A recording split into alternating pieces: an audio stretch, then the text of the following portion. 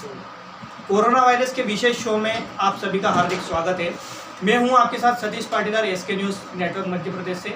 हमारे साथ मौजूद है अपना इंडिया न्यूज़ से उत्तम जैन, और हमारे साथ वकील साहब मौजूद है अरविंद पाटीदार जी, जिनका मैं परिचय कराना चाहूँगा, और भाजपा मंडल मल्हारगढ़ अध्यक्ष जितेंद्र झाट जी और वरिष्ठ पत्रकार सुंदरलाल परिहार, सभी का स्टूडियो में हार्दिक स्वागत है। सर, सबसे पहला सवाल मैं जितेंद्र झाट जी से लेना चाहूँगा। सर, जिस प्रकार से देश में कोरोना के आंकड़े बढ़ रहे हैं, नारायणगढ़ में आप किस प्रकार की व्यवस्था देख रहे हैं?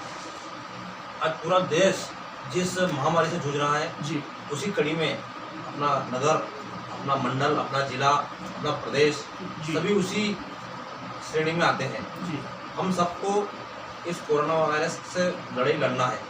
स्वयं की जवाबदारी इसमें ज़्यादा तय होती है। जो शासन ने जो नियम बनाए हैं उसका पालन हमको करना है, और सोशल डिस्टेंसर गैदरिंग नहीं करना है। जी, अन्य बहुत सी जो चीज़ें हैं जी, वो सभी को ज़्यादा बताने की जरूरत नहीं, सभी को ज्ञात है।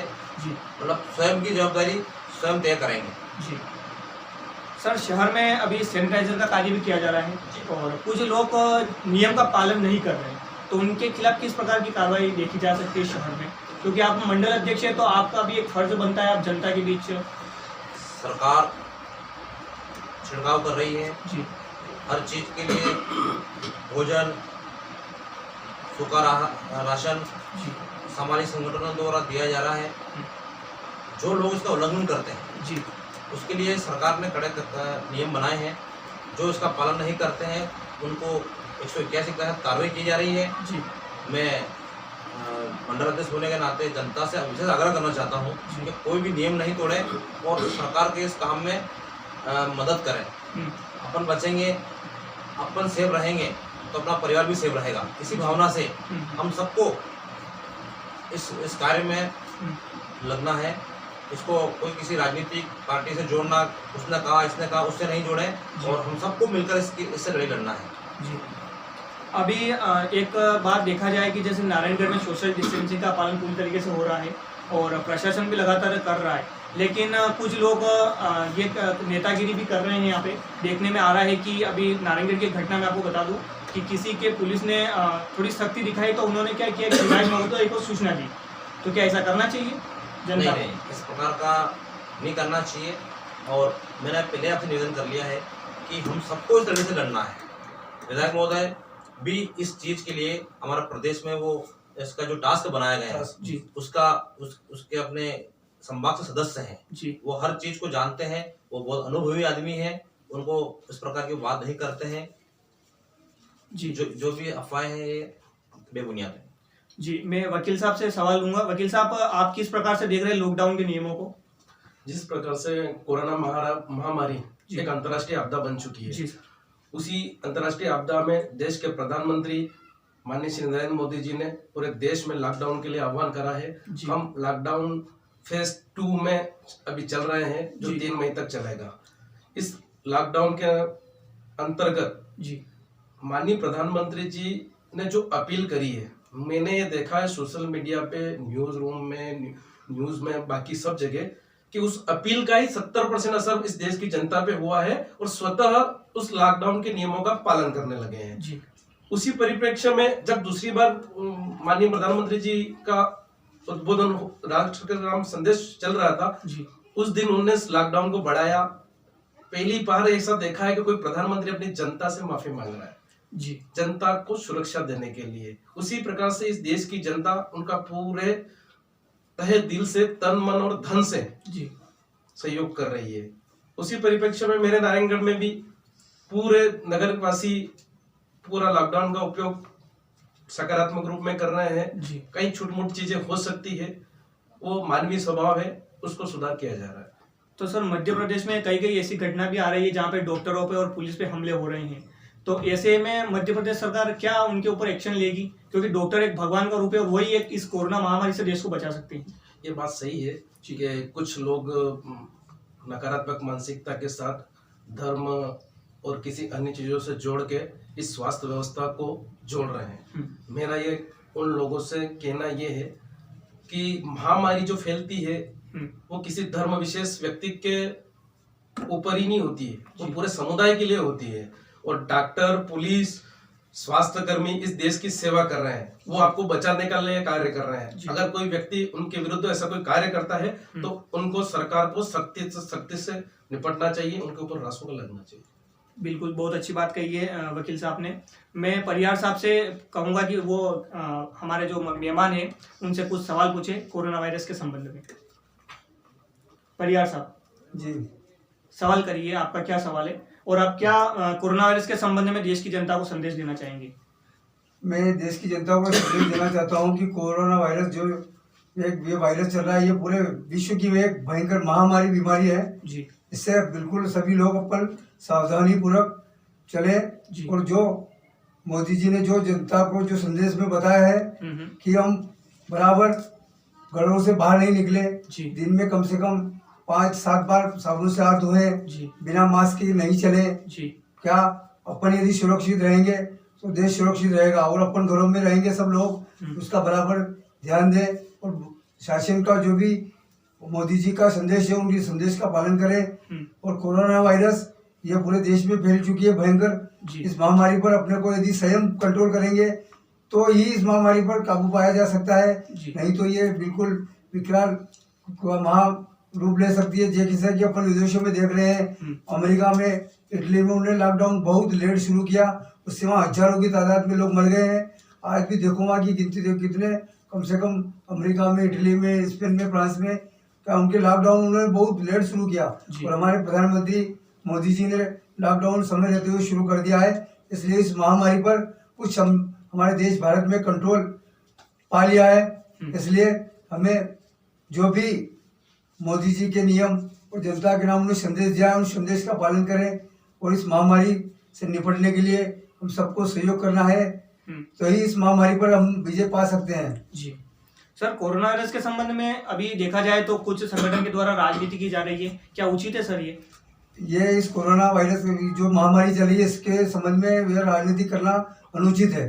हम सब लोगों को इसमें कोई पार्टी व्यक्ति विशेष नहीं देखना है, सब धर्म के लोग इस महामारी की चपेट में आएंगे जी।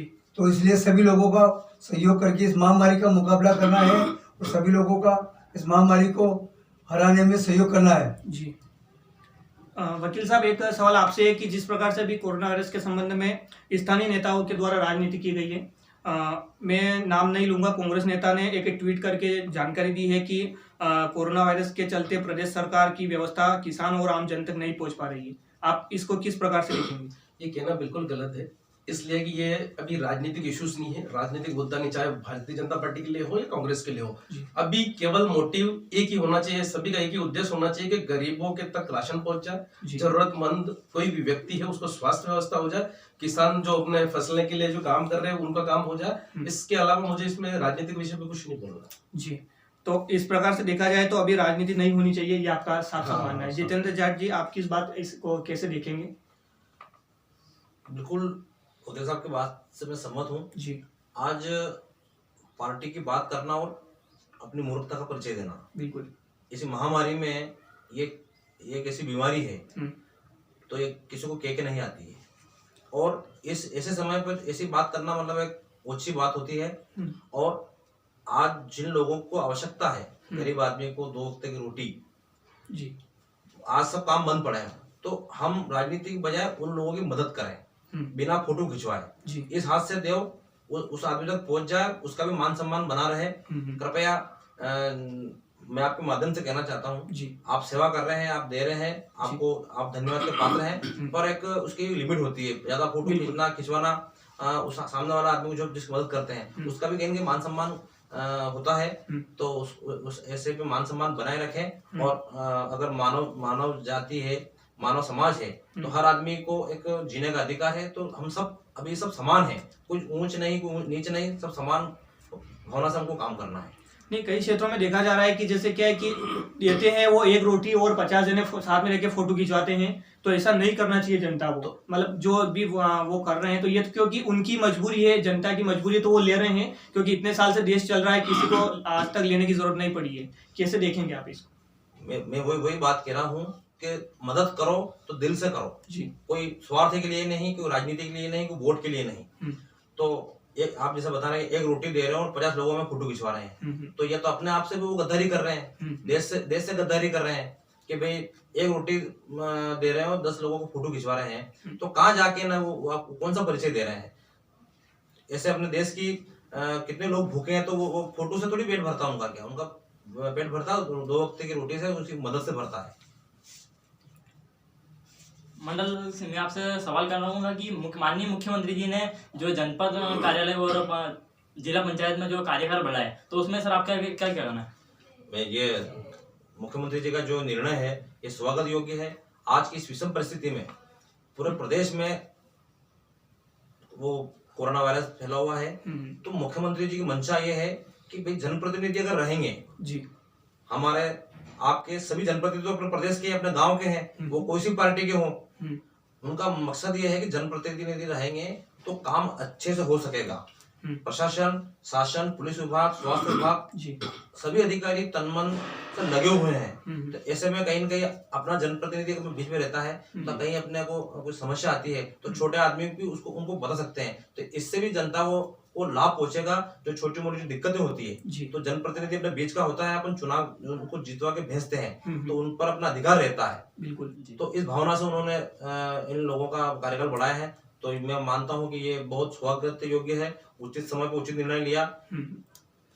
कार्यकाल तो बढ़ाया गया, इसमें लोगों ने इनका स्वागत भी किया है। लेकिन एक बात और हम ये देखेंगे कि बहुत से जो शहरों में तो लॉकडाउन का पालन हो रहा है और ग्रामीण क्षेत्रों में भी लॉकडाउन देखा जाए तो असर भी दिख रहा है, लेकिन ग्रामीण क्षेत्र के लोगों का मानना बहुत कम रहता है कि कोरोना यहाँ तक नहीं आएगा। इसके बारे में क्या कहेंगे आप? नहीं, वो विचारधारा उस समय पहले थी लोगों की, पर आज हमारे पास में दस्तक दे चुका है, तो सब जानते हैं, सब पहचानते हैं, तो उनको मालूम है कि भाई वो आज से कुछ दिन पहले की सोच हो सकती है उनकी कि हमारे यहाँ नहीं आएगा, पर आपको मालूम है कि कुछ दिन 2 दिन पहले अपने यहाँ से 10 किलोमीटर दूर अपने पास के नगर में भी इस प्रकार की घटना का एक संकेत मिला था। वो तो फिर बाद में जाके फिर उसका जो भी हुआ है, पर अपने से कोरोना ज्यादा दूर नहीं है, इसलिए अपन ग्रामीण हो या शहरी क्षेत्र हो, हम सबको इसको उसमें मजाक में नहीं लेना है। कोरोना को हराना है तो हम सबको साथ में मिलकर लड़ना होगा। और एक ही बात है कि मास्क लगा के घूमें और घरों से बाहर ना निकले अनावश्यक कार्यों से, क्योंकि हम सुरक्षित तो देश सुरक्षित। हम लगातार आपसे इसी बात का अपील कर रहे हैं। और हम एक सवाल और सर से पूछेंगे कि सर, जिस प्रकार से अभी देश में आंकड़े बढ़े हैं, कुछ लोग इंदौर से आ रहे हैं मंदसौर में और कुछ इंदौर से नीमच में जा रहे हैं और वो अपनी जानकारी छुपा रहे हैं, ये किस डर से उनको जानकारी छुपा रहे हो सर? एक्चुअली वो ये जो जानकारी है, ये जो अपराध अपने विरुद्ध, खुद के विरुद्ध कर रहे हैं, अपने परिवार के विरुद्ध कर रहे हैं जी। और उन लोगों को ये जानकारी नहीं छुपाना चाहिए प्रशासन से, स्वास्थ्य कर्मियों से। जितना जल्दी वो स्वास्थ्य कर्मियों से या चिकित्सक से या प्रशासक से कहेंगे उतना जल्दी रिलीफ मिलेगा, नहीं तो ये महामारी और बढ़ती जाएगी। नहीं, ये आपका कहना सही है, क्योंकि कुछ लोग छुपाते हैं कि हमें पकड़ के ले जाएंगे, उनको डर है इस बात का। तो क्या ऐसा डर रहना चाहिए? नहीं, डर नहीं रहना चाहिए, क्योंकि कोरोना में बहुत सारे मरीज अच्छे हो रहे हैं। कोरोना से रोकथाम के लिए प्रिवेंटिव काम किए जा रहे हैं, सरकार के द्वारा भी किए जा रहे हैं और सामाजिक संस्था जैसे कि रोग प्रतिरोधक क्षमता बढ़ाने वाली चीजें हैं, व्यायाम, ये अगर व्यक्ति करता है तो बहुत हद तक उस पर रिलीफ पाया जा सकता है। बिल्कुल, आपने सही कहा। और कोरोना के संबंध में जिस प्रकार से सर ने जो एडवाइस दी है कि मास्क लगा के घूमे और व्यायाम करें, तो ये जरूरी है, हमें इस बात को मानना चाहिए। सर, एक और विषय है कि जब हम यहाँ पे आ रहे थे डिबेट के दौरान, तो हमने कुछ लोगों को देखा है जो खेतों से आ रहे थे। किसानों के संबंध में, किसानों का भी टाइमिंग फिक्स किया गया, इस टाइम पे आप घर पे आए, तो किसान इस बात को नहीं मानते। कुछ जगहों पे बहुत किसान मान रहे हैं, जो किसान नहीं मानते उसके बारे में क्या कहेंगे आप? नहीं मानते उनके लिए उनको समझाना चाहिए हमको, लेकिन मैं अभी विगत 10 से 15-20 दिन से एनालिसिस कर रहा हूँ इस बात के लिए। मैंने ये देखा है कि जो मजदूर है, जो किसान है, जो हार्ड वर्क कर रहे हैं, उनकी रोग प्रतिरोधक क्षमता बहुत ज्यादा हाई है। आप देखोगे पूरे देश में जो केसेस है, नंबर ऑफ केस है, वो नंबर ऑफ केसेस वो लोगों के दूसरे लोगों के, मजदूरों के कम केस है। अभी आपने देखा कि बम्बई में जो घटना हुई है, अन्य जगह जो घटना हुई है, वो जो लोग पास कम्युनिटी में आए, वहां भी उन मजदूरों में ऐसे केस बहुत बहुत कम पाया गया है। तो मेरा कहना है कि किसान व्यक्ति, आज मुझे मालूम है अच्छे से कि इस नारायणगढ़ में 6 महीने पहले बहुत बड़ी आपदा आई थी, उसमें किसानों का बहुत नुकसान हुआ था। इस समय भी जब किसान की फसल कटाई का समय आया, तो देश में किसान एक ऐसा व्यक्तित्व है जो आज विपरीत परिस्थिति में देश को संभाल रहा है। हाँ जी, दूध सब्जी अनाज की सप्लाई कर रहा है। अगर हम उस पे भी ये कर देंगे तो मुझे लगता है कि कोरोना से भी ज्यादा लोग भूख प्यास मर जाएंगे। तो इसमें सकारात्मक पहल प्रशासन को भी करनी चाहिए और खुद किसानों को मोटिवेट करके भी करनी चाहिए। बिल्कुल। मंडल अध्यक्ष जी, आपसे एक सवाल है मेरा कि अभी किसानों की जो फसल आ गई है और मुख्यमंत्री जी के द्वारा भी ये किया गया है कि उनकी फसलें ली जाएगी, खरीदी जाएगी, 15 अप्रैल से इसको खरीदने का कार्य किया जाएगा, तो आपको किस प्रकार से मंदसौर में व्यवस्था देखी जाएगी, मल्हारगढ़ मंडल में व्यवस्था देखी जाएगी? मल्हारगढ़ मंडल अपने पूरे जिले में सभी जगह अपने अपने सेंटर शासन द्वारा निर्धारित कर दिए गए हैं जी उसमें सारी सावधानी रखते हुए जी। कम भीड़ हो उस प्रकार से किसानों को बुलाया जाएगा। और नारायणगढ़ का जो सेंटर गत वर्ष यहाँ से 20 किलोमीटर दूर कर दिया गया था। हम लोगों ने माननीय विधायक से आग्रह किया था, तो उन्होंने इस सब चीजें पे ध्यान रखते हुए उन्होंने अपना सेंटर नारायणगढ़ का गेहूं का, उसमें नारायणगढ़ लगता है, छोटी गुड़बली लगती है, अपने साबुकड़ी लगती है, जनेट लगते हैं, 1-2 गाँव लगते हैं। वो अपने पास में ही अपने जो लूनाहेड़ा फंटा जो है वहाँ पर एक नया वेयर हाउस बना है, तो वहाँ पे नई व्यवस्था कल से आज से चालू कर दी गई है। तो किसानों की एक दाना सरकार खरीदेगी। भारतीय जनता पार्टी इसके लिए कटिबद्ध है जी। तो सर ये किसानों तक आपकी तरफ से संदेश पहुंचाया गया कि अभी तक पहुंचना बाकी है सर? संदेश किसानों को पंजीयन कर दिए गए हैं जी। तो शुरू में छोटे किसानों का माल पहले सरकार खरीदेगी, धीरे धीरे वहाँ व्यवस्था जमती जाएगी। अभी जैसे कल 6 किसानों को पंजीयन पूछे थे, फिर 10 करे हैं, फिर 12 करेंगे, 15 करेंगे, धीरे धीरे उसका अव्यवस्था नहीं हो, व्यवस्था जम जाएगी। उसके बाद रेगुलर किसानों का माल लिया जाएगा और इसमें तत्काल 2 दिन 3 दिन बाद सरकार के द्वारा उनका जो पैसा है वो भी वेयर हाउस में जमा होते ही, गेहूं जमा होते ही उनके खातों में पैसा डाला जाएगा और इनसे किसानों का बहुत बड़ी राहत मिलेगी। तो सर ऐसी स्थिति में जैसे किसानों के पास जो सामान बिकेगा तो उनके भाव बढ़ाए जाएंगे या कि कम हो जाएंगे? नहीं, तो गेहूं का भाव सरकार ने समर्थन मूल्य तय कर दिया है, वो आप सबको ज्ञात है 1925 रुपए। तो सरकार उसी भाव से खरीदेगी और सरकार उनका पूरा एक पैसा किसानों की खरी मेहनत का जो पैसा है किसानों तक सरकार बिल्कुल पहुंचाएगी। और मंडियों में भी ऐसी व्यवस्था लागू कर रहे हैं कि किसानों की भीड़ भी नहीं हो और किसानों को माल भी बिक जाए। तो सरकार इस पर धीरे धीरे सब चीजों पर संज्ञान ले रही है। इसी बस थोड़ा सा समय इसमें लग रहा है कि एक ये महामारी जो है बीच में फैली हुई है, इससे बचना भी है। अपनों को उपज बेचना है, बिजनेस करना है, सब चालू करेंगे, पर इसको ध्यान में रखते हुए सरकार धीरे धीरे इस पर कदम उठा रही है, क्योंकि जल्दी में लिए कदम अपने लिए नुकसानदायक हो सकता है। तो सर फिलहाल जैसे अभी लॉकडाउन में तो अभी प्रशासन क्या क्या मजदूरों से, किसानों से क्या क्या उपज ले सकती है अभी इस स्थिति में? अभी जो जिन अनाजों का जो पंजीयन हुआ, गेहूं है, चना है, अपने सरसों है, जो उसका जो पंजीयन, उनके मैसेज आएंगे किसानों के, आज आपका गेहूं इतना कुंटल फलाना देखना, वो उस दिन आप समय पर पहुंचे और अपना वहाँ जाके पंजीयन कराए, माल बेच के वहाँ पर जमा करा के आ जाए, किसान सरकार उनके खाते में पैसा डालेगी। इसी प्रकार से जो लहसुन है, दूसरी सोयाबीन है, उसके लिए भी सरकार मंडी चालू करने के प्रयास कर रही है, या फिर ऐसी कोई व्यवस्था करेगी जो किसान के घर से माल उठ जाए, किसान के इच्छा अनुसार उनको भाव भी मिल जाए। और ये जो कोरोना का जो महामारी है, इसकी भी एक भीड़ के तौर पे बस एक ही चीज हो रही है कि सरकार सब ध्यान है, पर एक एक चीज धीरे धीरे कदम से कदम उठा रही है।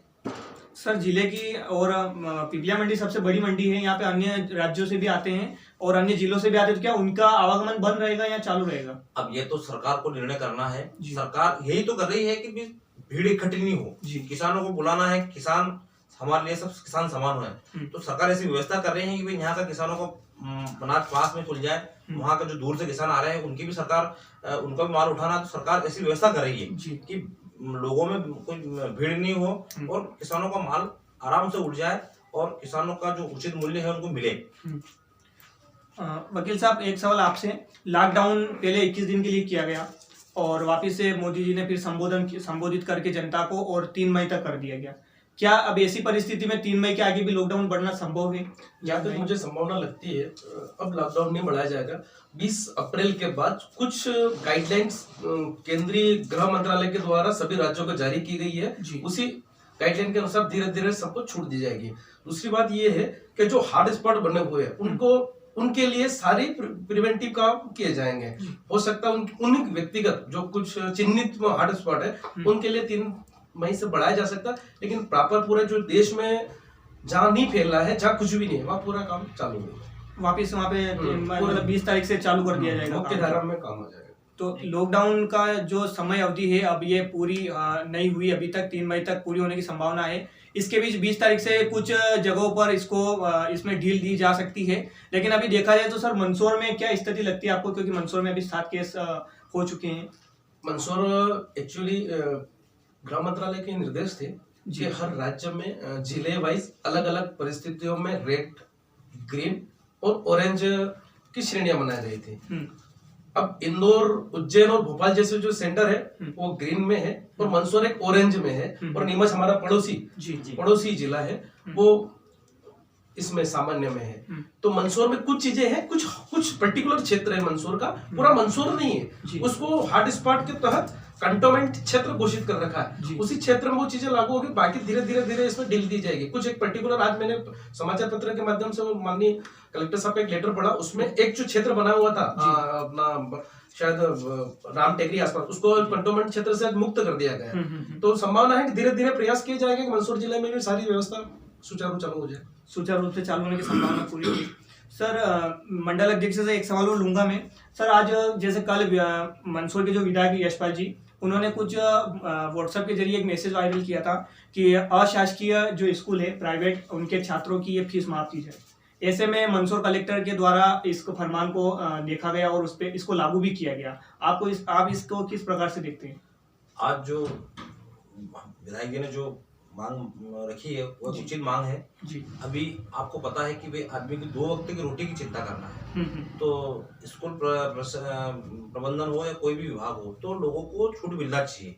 लोगों को आज की परिस्थिति, उसकी दवाई, उसकी गोली, उसको राशन, उसकी जरूरत ज्यादा है। तो ऐसी स्थिति में कहीं ना कहीं वो ये अच्छी पहल है। तो मैं इसके लिए भी माननीय विधायक जी को उसको मैं बधाई देना चाहता हूँ कि उन्होंने जी। पहल करी। जी, रुकेंगे एक छोटे से ब्रेक के लिए।